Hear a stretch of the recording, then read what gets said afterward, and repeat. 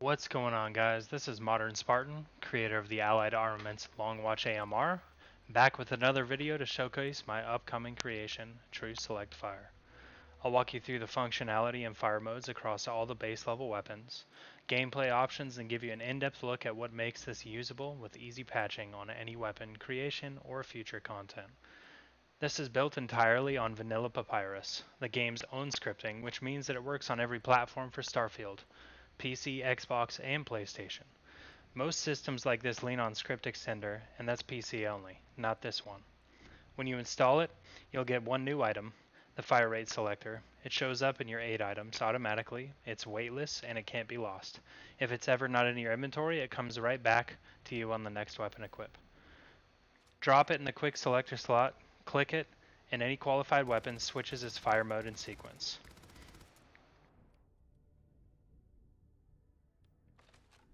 One click advances it to the next mode, and you can even click it twice, fast, and it continues to skip to the following modes. Watch in the top corner for the on-screen message. It tells you which mode that you're in, and you can also see the currently equipped mode in the weapon's stats.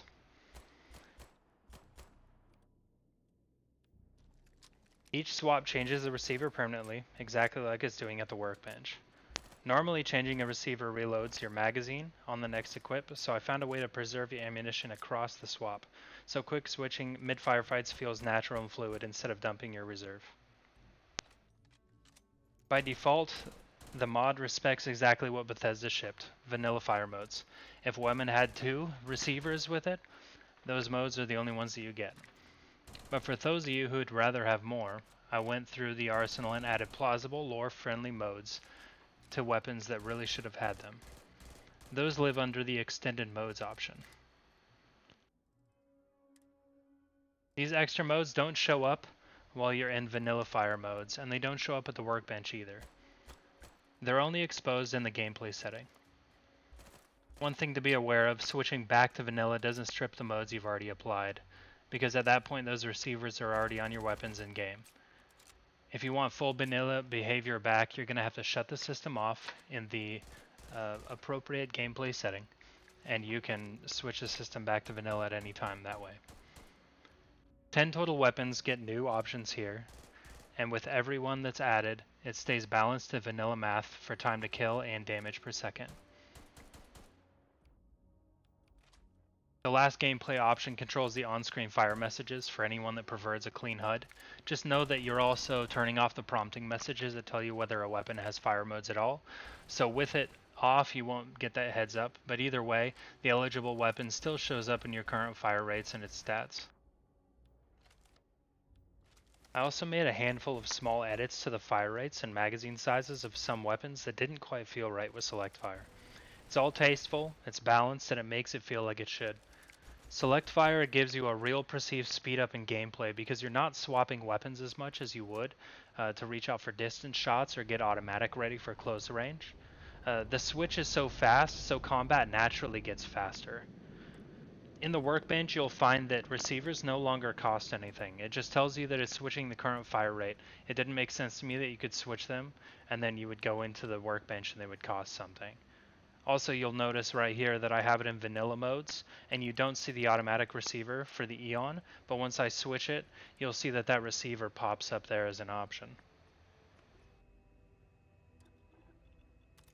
So let's get into some gameplay here, and I'll show you the weapons with extended modes in different scenarios that I come across, and then towards the end we'll jump into the patches that are coming with DLC support for Shattered Space and Terran Armada, as well as the few Trackers Alliance weapons that exist.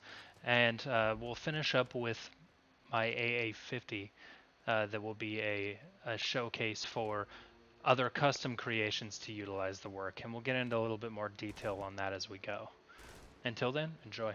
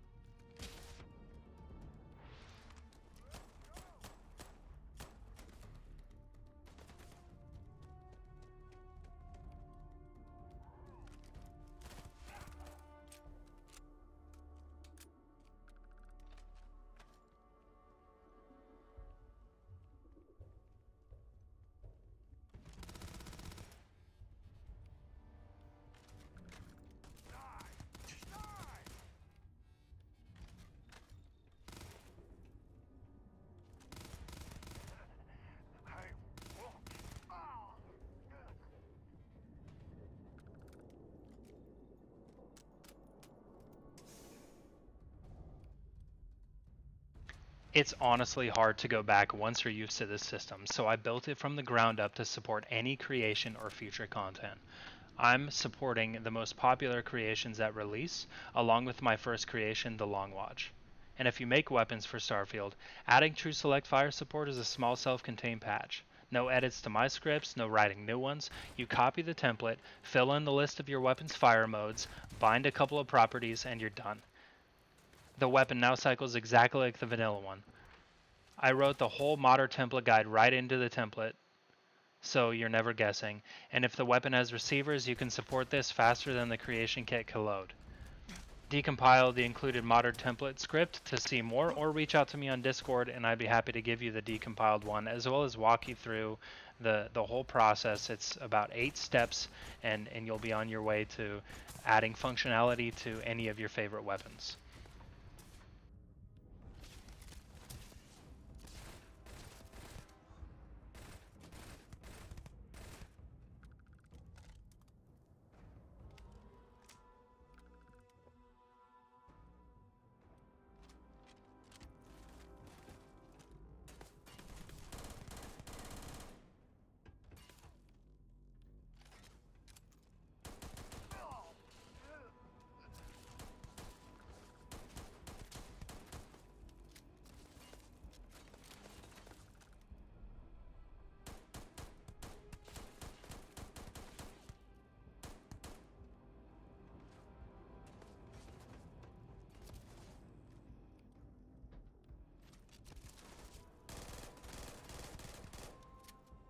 Now, I do want to be straight with you about one major limitation, because I hit it hard and I'd rather you hear it from me.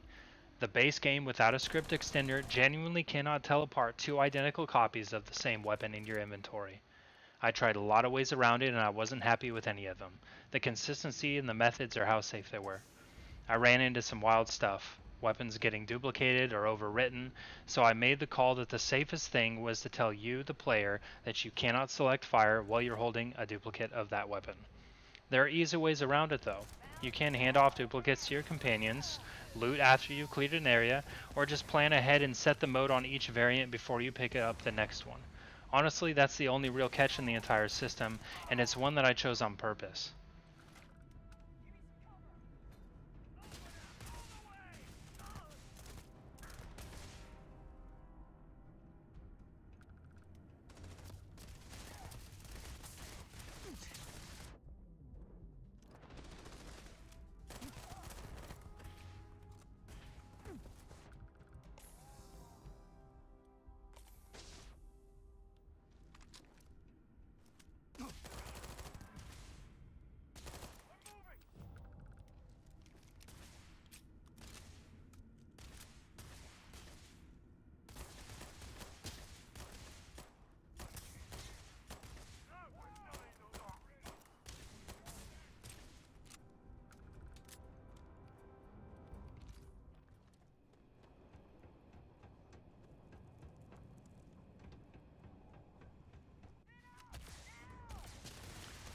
I wanted to give a huge thanks to all the people that helped me test, gave me ideas, helped me with troubleshooting, feedback, and bug reports that helped shape the final build of this.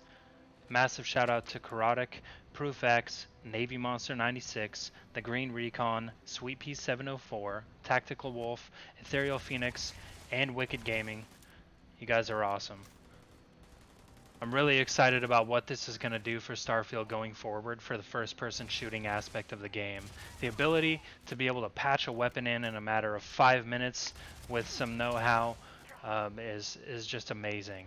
The system running on vanilla scripting is the first since the release of Fallout 4, honestly. It still isn't on there, and I plan on putting this system on Fallout 4 as well at some point, because it makes it to where console users can now select fire like we could for years now with script extender based versions of this on PC. So if a weapon has the ability to cycle or switch the receivers, I want to make sure that it gets the support that it needs for that. And the community can keep up on this, but I want it to be on release where the majority of weapons that people love and use that would fit this system are supported by it.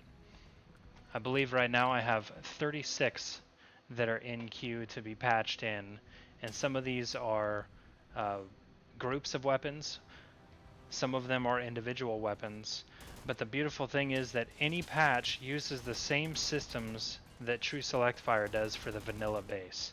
And the DLC patches are actually built off of the exact same methods, so you can use the extended fire modes. You can use custom messages if you would like. If you wanted to make something a hyper burst, for example, that's very doable, and it's a very, very simple system. Now, with this, I'm showing you some of the other weapons that I wasn't able to get to, and you'll notice maybe a few of them are weapons that are definitely part of those extended fire modes, like the Kraken there. Or even this Mag Pulse, being able to go fully automatic.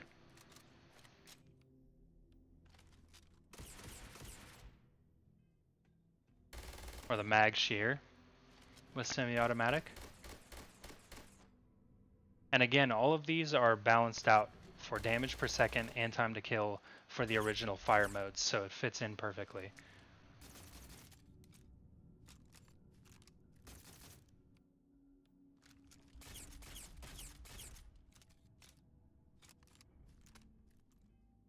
A few examples of weapon fire rates, great ones if you haven't seen them already, is this hunting rifle.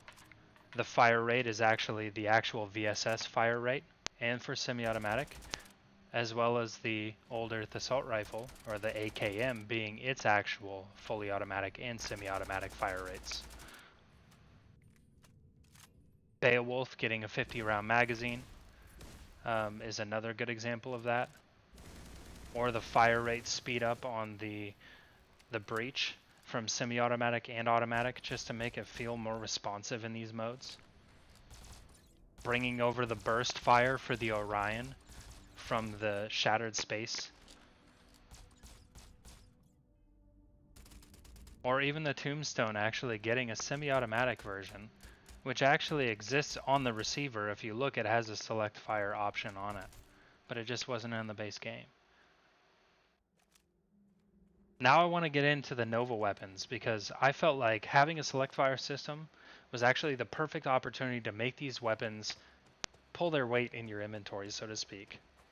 I wasn't one to ever really use these, and I don't know many people that really liked the Novalight or the Novablast. But the Novalight actually has its electromagnetic chargeable semi-automatic mode, but it never had an automatic. What I did was I gave it a set for stun feature, where you have a non-lethal charge for the primary fire, and then for secondary fire, the burst on the Novalight and the automatic on the Novablast are both lethal modes. So you can switch set for stun, take out a target that you're hunting in Trackers Alliance and take them alive, and then you can switch to automatic or burst and kill any of his cronies that were following you around. And the same system will also be in place for the Nova Strike Sniper that was added with Trackers Alliance, where you'll have a chargeable, non-lethal semi-automatic and a standard lethal automatic. And now for the AA50 long watch utilizing True Select Fire.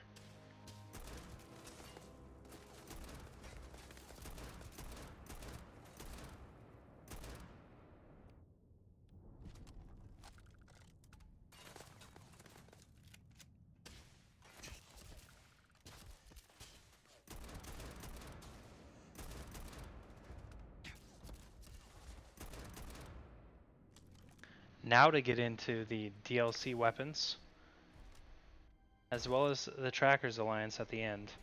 That's all the content that I have to cover for the video. Thank you guys so much for watching. I hope you enjoy the creation. I look forward to what this does for the entire first-person shooting aspect of Starfield, and I look forward to showing you guys some other ideas that I have with upcoming creations in the future. Again, thanks for tuning in, and I hope you guys have a good one.